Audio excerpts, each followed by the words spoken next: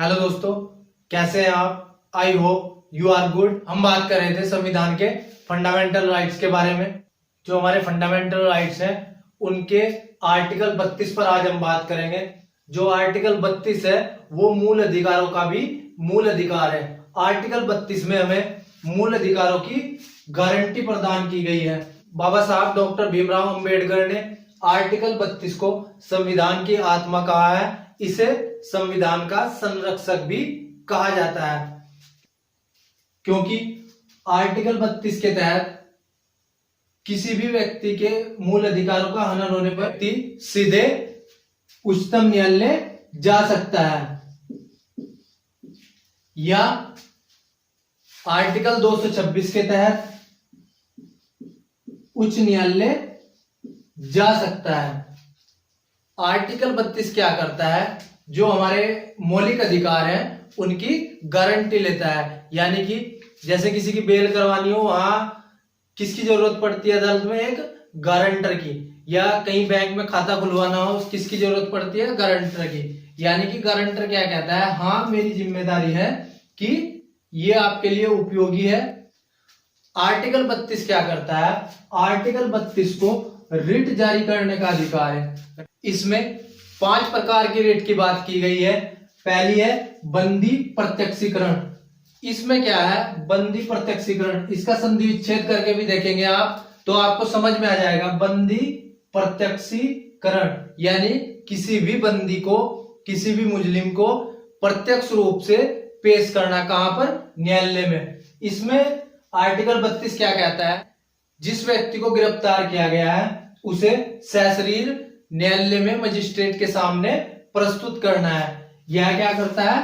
Article 22 का support करता है। आर्टिकल 22 में भी तो यही बात कही गई है कि किसी भी व्यक्ति को 24 घंटे के अंदर न्यायालय में प्रस्तुत किया जाए।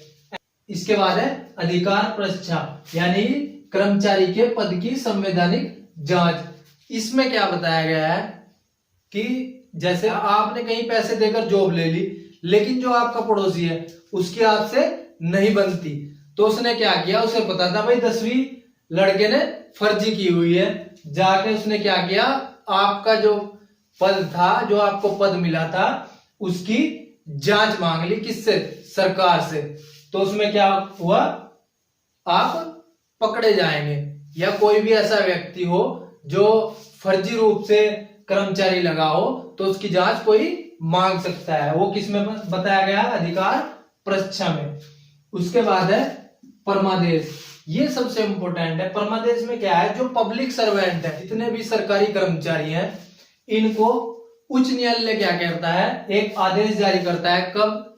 यदि जैसे हाल फिलहाल में महामारी का टाइम चल रहा है और जो डॉक्टर हैं वो क्या करें? स्ट्राइक कर दें कि भाई हम तो काम नहीं करेंगे, बहुत परेशान हो गए, काफी परेशान कर दिए गए, जनता आके चिल्लाती है, परेशान करती है। लेकिन क्या सुप्रीम कोर्ट क्या करेगी? डंडा दिखाएगी और बोलेगी कोई बात नहीं, आपकी जगह कल दूसरे कर्मचारी रख लेंगे और आप सबको क्या कर दिया जाएगा? अंदर जेल में। इसलिए जल्दी से काम पर आए। तो जो डॉक्टर है या कोई और कर्मचारी है जो हड़ताल किए हुए बैठा है, वो एकदम से क्या आएगा? जॉब के लिए। जैसे रेलवे में कर्मचारी है या किसी भी पुलिस विभाग में कर्मचारी है, मानने की बात सारे पुलिस वाले क्या कर दे? प्रदर्शन कर दे, हम तो जिम्मेदारी नहीं लेते जी किसी भी थाने की, तो एक ही दिन में क्या होगा? बवाल मच जाएगा। इसलिए ये आर्टिकल बनाया गया है परमादेश। इसमें हाई कोर्ट क्या करती है? एक बार बोलती है जाओ अपना काम करो, वरना कल आपको बर्खास्त कर दिया जाएगा। उसके बाद है प्रतिषेध और उत्प्रेषण। ये दोनों हैं हाई कोर्ट के लिए। आपने सुना भी होगा कि किसी जमीन का विवाद चल रहा था तो उस पर स्टे ले लिया गया। तो किससे पता चलता है? प्रतिषेध से और उत्प्रेषण से। प्रतिषेध में क्या है? जो हाई कोर्ट है वो लोअर कोर्ट से उसके जो कार्य क्षेत्र है, यानी कि लोअर कोर्ट के जितना कार्य क्षेत्र है उससे अगर वो बाहर कार्य करता है, उस पर हाई कोर्ट बोलता है हाँ माननीय, ये आपके अधिकार क्षेत्र से बाहर है, इसलिए अपने जो न्याय है उसको अधिकार क्षेत्र तक ही सीमित रखें। उत्प्रेषण का मतलब है सूचित करें। यानी कि हाई कोर्ट जो है वो लोअर कोर्ट को बोलता है कि आपके अंडर ये वाला मुकदमा चल रहा है, ये फाइल है, इसको हमारे पास भेजें और बताएं इसमें आपने क्या किया है, यह मामला कहां तक हुआ है। इस पर भी हाई कोर्ट अगर कोई न्याय अप्राकृतिक रूप से हो गया हो या गलत तरीके से न्याय हुआ हो तो उसमें बदलाव करती है और लोअर कोर्ट को उसके अधिकार क्षेत्र में रहने की बात करती है ना। ये जो आर्टिकल 32 है काफी मजेदार, और जो आर्टिकल 32 है वो बिल्कुल ऐसा है जैसे में प्रधान ये क्या करता है, सारे जो मूल अधिकार हैं उनकी गारंटी ले लेता है। जैसे आर्टिकल 22 के बारे में भी इसने बात कर दी। और सबसे इंपॉर्टेंट है जो हमारे संविधान के 4 स्तंभ है, न्यायपालिका, कार्यपालिका, विधायिका और मीडिया। उनमें से जो न्यायपालिका है उसको भी कंट्रोल करता है या उसके माध्यम से जो सरकारी कर्मचारी हैं उनको भी कंट्रोल करता है। आर्टिकल 32 के बाद है आर्टिकल 33। इसमें क्या किया गया है, जो हमारी पुलिस बल है, अर्धसैनिक बल है, खुफिया एजेंसी है, उन पर युक्त प्रतिबंध लगाने की बात की गई है। क्या है, जो अर्धसैनिक बल है और पुलिस बल है उनको अनुशासन में रखने के लिए यह आर्टिकल बनाया गया है, क्योंकि ऐसा ना हो कि आपातकाल के समय या दंगों के समय पुलिस वाले कह दे नहीं हम तो भाई लाठी चलाएंगे ही नहीं। दिल्ली में दंगा हुआ था, ऐसा नहीं है, पुलिस कह दे आज तो भाई मूड ही नहीं है, आज हम काम नहीं करेंगे। तो इसके लिए क्या है, आर्टिकल 33 बनाया गया है। इसमें पुलिस बल वगैरह को अनुशासित रखा जाता है। ऐसे ही जो हमारी खुफिया एजेंसी है जैसे आईबी है, रो है, उनको भी इस आर्टिकल के तहत नियंत्रण में रखा जाता है।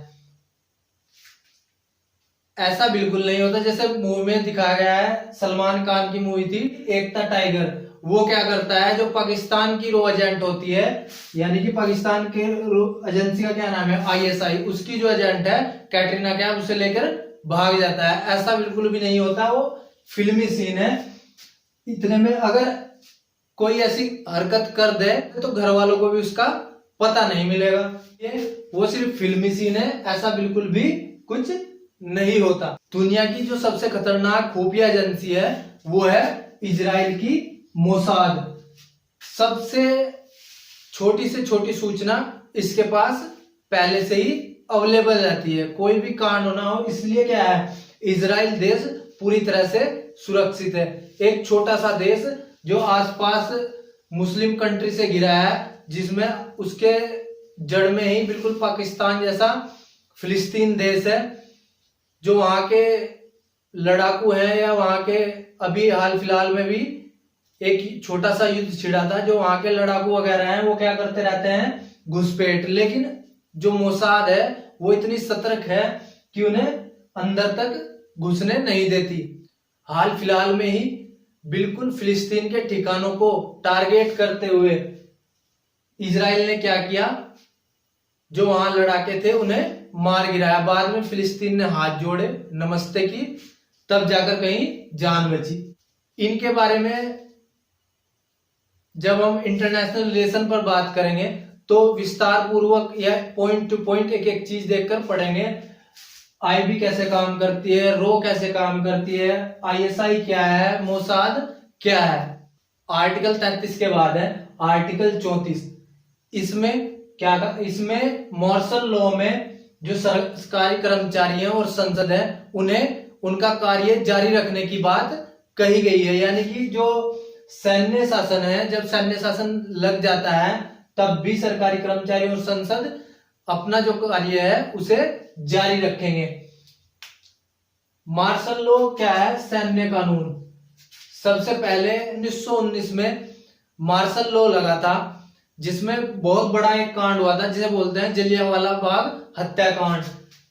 इसमें हजारों की संख्या में लोगों की जान चली गई थी। जो वहां पर क्या था, दो स्थानीय नेता सैफुद्दीन किचलू और डॉक्टर सत्यपाल मिलकर जलियांवाला बाग में एक सभा कर रहे थे। वहां पर जनरल ओ डायर ने क्या किया, निहत्थे लोगों पर गोलियां चलवा दी, जिसमें हजारों लोगों की जान चली गई। सबसे ज्यादा जो मार्शल लॉ लगा वो कहाँ लगा? पाकिस्तान में। यहाँ के सेना नायक क्या करते हैं? बार बार तख्ता पलट करते रहते हैं।